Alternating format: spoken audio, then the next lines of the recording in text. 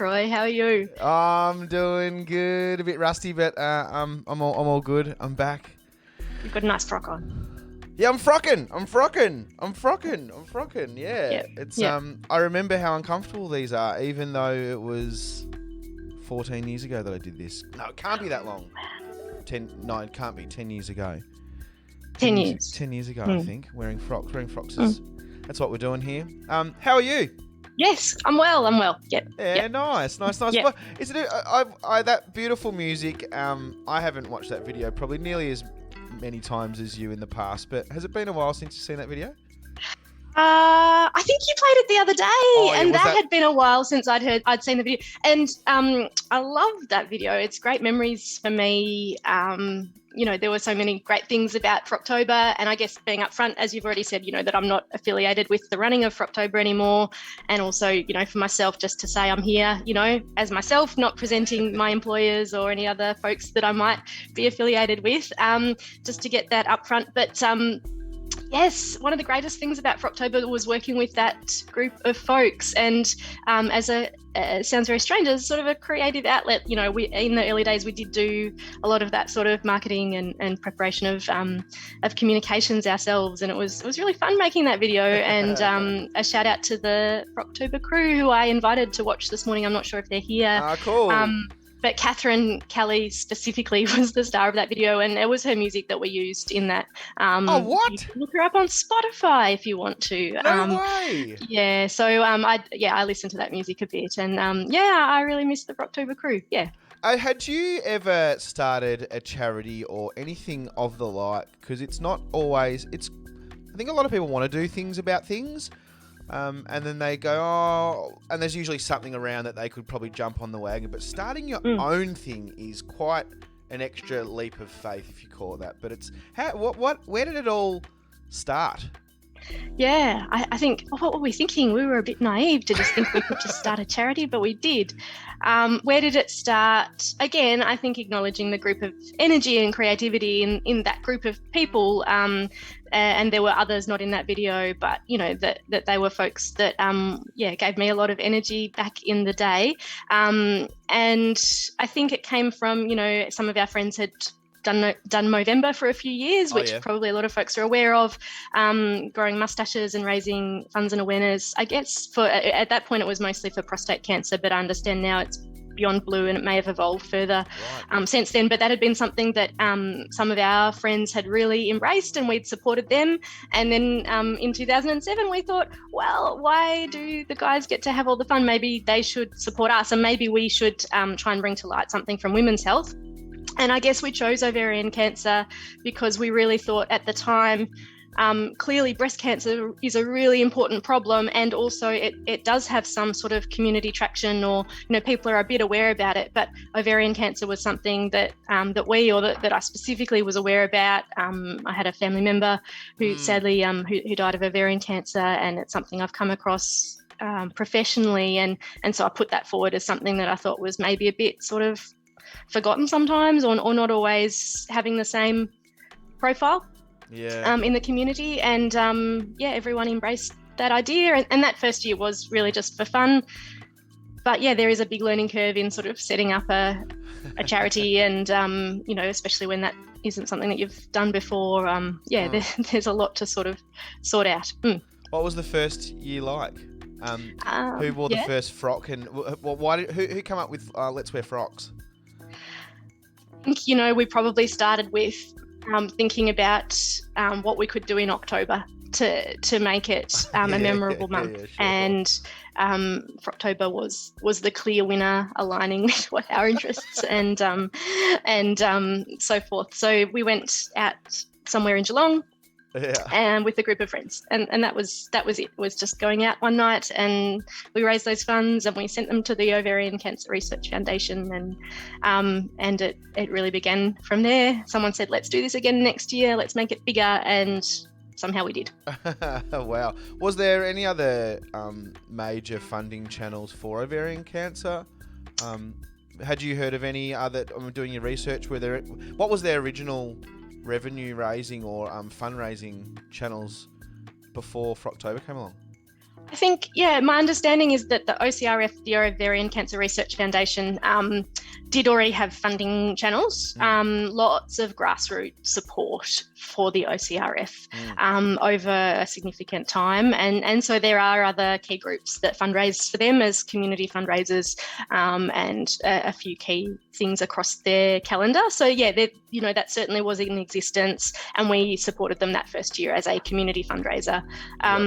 And there are absolutely other peak bodies for ovarian cancer in Australia. It just happened for us that, when we sort of went through our process and research, that's the organisation that we selected at that point. But there's certainly other great organisations out there doing great work. Were you already in the medical field back then? Yes, I was in the final year of med school in 2007. Yeah, right. And so what I don't expect you to know everything about ovarian cancer, but what particular things struck you in terms of the depth of the seriousness of ovarian cancer? Maybe perhaps more so than what your general knowledge did alert you of? I think one of the things that I struggled with, that I still really struggle with, is it's really hard that a lot of the symptoms are really non-specific. And because of that, or sometimes there might not really be much in the way of symptoms at all, and it can lead to diagnosis happening at a stage of disease when, that might really impact on treatment options. So I think that's the biggest thing for me. And that's, I suppose, the thing that aligned with what the OCRF had been working on, which is looking for an early detection test for ovarian cancer. And I guess, as we'd guess from that, that an early detection test needs to be a test that helps find the disease early. That seems self-evident, but there's lots of things in that. It needs to be a reliable test. It needs to be able to be, rolled out at a population level. It needs to not give false results. There's lots of parts of that. And unfortunately, it's something we don't have for ovarian cancer. And I guess I'm still really hopeful that one day, I dream in my lifetime, imagine if we could have an early detection test for ovarian cancer, and that could hopefully lead to better options for women who are facing the disease. So, I mean, ovarian cancer has got a pretty long history, I'd imagine. Like, is it a newer disease, I guess, or is it like, why are we so late on the scene, or is it just one of those things that is a type of cancer that we're just still really unsure about how to? It's just a really unique thing. Yeah, that's an interesting question. I'd say, often people use the word insidious when they're talking about ovarian cancer. I guess, like many forms of cancer, I guess we could have the presumption that as long as there's been ovaries, that there might have been ovarian cancer. I guess nowadays we can make diagnoses that weren't made in the past owing to, different techniques of imaging and sampling of cells in the body with biopsy and so forth. I think, interesting question. Why are we sort of late to the party? I guess it isn't sort of so obvious, I guess, and these are really hard things to talk about, aren't they? I guess if someone's got a cancer that's on a sort of a visible or prominent surface of the body, we could presume historically that people might have figured that out, and the ovaries are sort of, they're tucked away in the pelvis, and, we don't always see the effects of what's happening there. And I guess also, that we could think about, are there dimensions of how women's health's been managed historically, and have women, had access to being able to voice their symptoms, and how have they been heard, and how does that intersect with medicine? So your field now, you're in palliative medicine. So first, I'm sorry that I don't know anything about you, even though I've known of you forever. But palliative medicine, are you dealing with medicine? What kind of medicines are you dealing with? And do you ever come across palliative situations within the ovarian cancer sector? Yeah, right. Yeah. So palliative medicine is, so that's my work. Heavy work. It's working with people and their families with life-limiting illnesses. And I think oftentimes when people think about palliative medicine, they're thinking about end of life care. And I guess that is a part of what palliative medicine is. But it's also symptom management. It's helping people meet their goals and optimize their function and have conversations and planning for the future. And so I work in a multidisciplinary team. So that means we have, specialist nurses, physios, occupational therapists, speech therapists, social work, spiritual care, the whole team that we can work together to care for patients and their families. And that's, in the community and in an inpatient facility and in the various different settings. So unfortunately, we do see patients with ovarian cancer. And so I guess, there are sometimes real challenges, I guess, with managing symptoms that people experience, as for many of the patients that we meet. Skeptical people are very skeptical of the medical system. I guess while we've got you, you're not the spokesperson of the anti-skeptics or anything like that. But what's should we be trusting? I don't know. Do you know what I'm trying to say? People are very skeptical of the medical system at all and taking medicines at all, especially very recently in the last few years. It's top of the topics, not taking vaccines and whatever else, not taking anything that don't put anything in your body. Our medical systems, should we trust more in? You're doing all the research and presenting these medicines and things. Should we be leaning into the medical system a lot more than what we may? I think there's probably two sides to that. I think that there's an onus on, people within the medical system to communicate clearly and transparently about what we know and what's uncertain, and to build relationships and trust with our patients and their families. And then I think for the community and for patients, the thing that folks can do is have a trusted provider, and that doesn't just happen. I think we need to build those relationships over time. I can understand, if we don't have a relationship with a GP or a trusted professional and we haven't had a chance to work through our questions and ask things, that's a really hard position to be in. And, I can appreciate that situation. And so I think, all of us do well from taking the time to listen and to be curious and ask questions and hear the answers and weigh things up and go sort of together. That would be my sense. I know it's a heavy, big question. You could probably sit down for a fair few hours and talk about that kind of stuff. Hey, I haven't. Facebook and Instagram's down this morning, which is kind of nice. But I can't read a comment from Renee Owen, who said that she remembers you and the incredible work and passion you had for your work within the indigenous sector. Can you tell us a little bit about that? Yeah, hi Renee. How is the RGR family that Renee is on here? It's so good.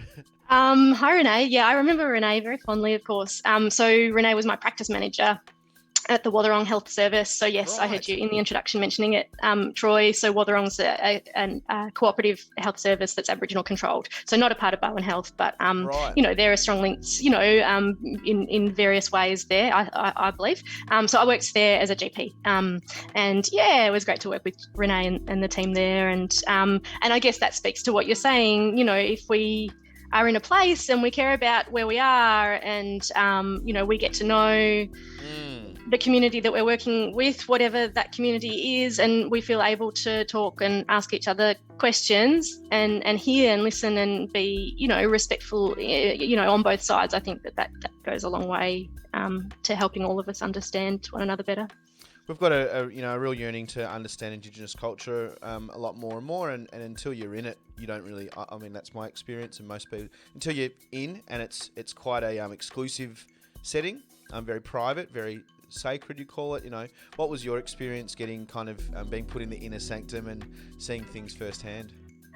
Oh, I'm not sure if I was in the inner sanctum. I respect that, I was in a place for a time and I was privileged to work in that situation. But yeah, privilege is probably, the word, that it was a privilege to get to meet folks and to get an idea of people's stories and, and how, and what things were important to different folks. And I think that's a takeaway for me that I can apply anywhere is, I can't make assumptions about anyone, but certainly, for patients that I'd met through Watherong, everyone's got a different story. People have got a different idea of country. People have got different experiences. And so that's, that was a privilege to learn that. I am wearing a frock, and people that are tuning in now, you probably can't see it at the moment very well, but we are speaking to Lisa, one of the OG founders. You actually started Frocktober with a great team. How's Frocktober evolved from that very first time that you passed around the hat? Is that actually what happened? You passed around the hat and said, let's try and raise some money, and it's turned into it's an absolute beast. It's so well known and it's gone global. It's just probably really surreal to think that it started from that little thing. How's it evolved over the years in terms of its money raised and its reach and its effect? I guess we, after 2007, sort of started setting things up to grow, really, and to get that word and message out there and to see if people wanted to embrace the Frocktober challenge. And I think that was always the greatest surprise and excitement for us when we would hear about Frocktober from someone else, a third party that wasn't our friend, that was sort of feeding back to us, we're doing this, or have you heard of this? And we would see how people took that idea and ran with it. So that was probably one of our sort of goals early on, to not be too prescriptive about how to do Frocktober and to allow people some leeway to sort of embrace it and figure out a bit for themselves how they were going to do it. And in 2008, we ran our first sort of event, and we ran some events over those next few years, and they were very sort of Geelong-centric. And then after that, with more, reach and internet presence and, the technology that comes with that and online fundraising, we had a bit further reach. And I was looking up to try and figure out, were there some key milestones? In 2008, Laverne was born. So Laverne was our logo, and she's like a little lady. Maybe we should send her to you and you can put her up sometime. Oh, cool. So Laverne was our little mascot, and we used her in a lot of promotions for the first few years. That's memorable. And Laverne. Yeah, good old Laverne. It's very what do you call this? Like, you're calling it frocks. No one calls it frocks. But is this really old? Was that deliberate key messaging there, like to keep it a little bit, what do you call it? I don't even know. Yeah, a little bit retro, a little bit vintage. Retro? Yeah, that was a vintage. choice. Yeah. Sure. Yeah. So I think we raised probably about 20 grand in 2008, and then things sort of grew from there. Support in different pockets when there were supporters taking the idea and running with it, support online, and different themes were used along the way about, the Love the Frock You're In video that you put on before was about don't go and buy a new dress. That wasn't really something we wanted to encourage people to do. We wanted to encourage, use what you've got, borrow from a friend, go to the op shop if you have to, but instead of getting people to go and buy something, that money you could donate. So that was a theme that we had, and themes about every frock having a story, and that brought up lots of stories from folks. And then I didn't have it data at my fingertips around when the sort of total fundraising reached $1 million, but that was a sort of a sign point along the way. Wow. And then in 2016, we gave the organisation to the OCRF. What led to handing it over to the OCRF? It was something that really weighed on us. I guess there was our group, and none of us are professionals at running a charity, so this is something we were doing in our spare time, and it was always for me a strength that I was doing this with my friends, and that everyone had different skills, and that was wonderful, and it got to the point that our workload to run things properly exceeded what we could do as volunteers. And so, we faced that sort of decision. Do we employ someone?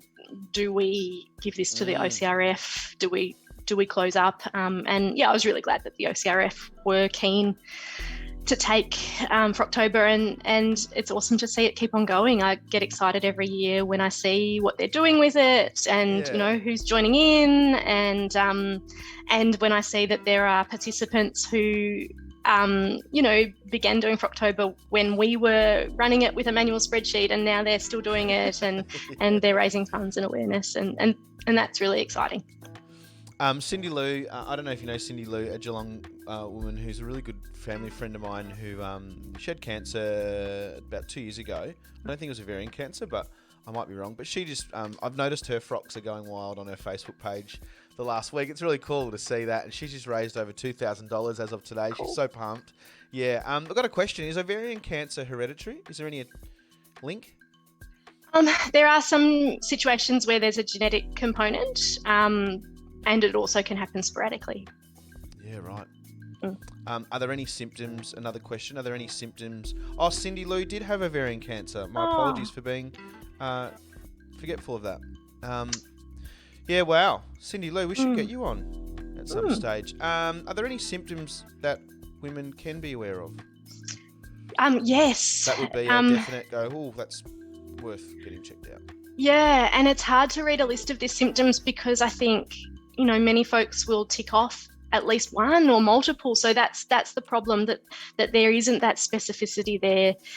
So I think that's a word of caution to say when we're talking about these symptoms. In fact, if someone's got one of these symptoms, chances are that they actually, statistically, chances are that they don't have ovarian cancer. But I think it is worth knowing them as a trigger to, if they're not going away or if you're ticking multiple symptoms off, it's worth talking to your doctor.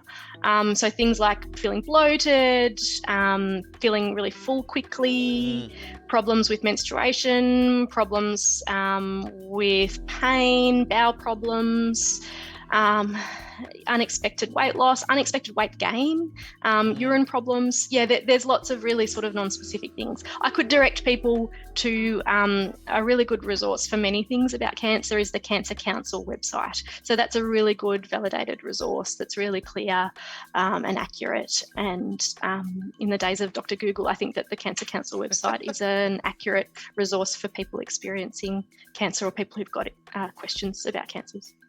Well, that's good because Dr. Google can lead you down an absolute rabbit warren of worry, and it's good to know that when we do get on there and avoid going down the warren, go to that site there.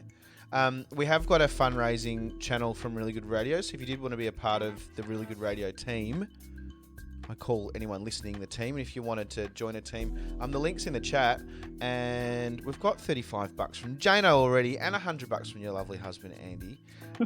And so they are, and I'm wearing a frock. I've already broken the zip. This is hilarious. It's not even my dress, Lisa. I don't even know if I'm supposed to be treating these.